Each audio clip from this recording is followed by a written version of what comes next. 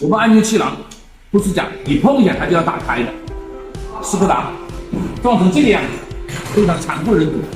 但是我们看一下它气囊，它的主副安全气囊机一个都没打开，为什么呢？当然原因可能是多方面的，但是主要的原因跟大家讲，就是我们安全气囊有个叫触发器这个东西。所以说这个触发器就类似于我们手榴弹里拉手，一般的车子的触发器啊，一般是装在我们什么左右大梁这个位置的。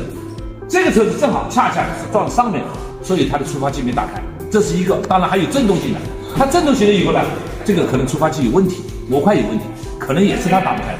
但是有一点，这个是可以确定的，它没有撞准位置。老黄讲的这个视频呢，就是说我们别以为我有安全气囊我不怕，不怕你不怕，你没撞到位置，照样倒霉是我们自己。就是因为有的时候你要瞄准位置来撞，它才会触发器才会打开，你的气囊才会炸开。对吧？所以说大家这一定要记住这一点，安全驾驶是最主要的，安全是这根弦，一定要在脑袋里时常的把它绷紧来。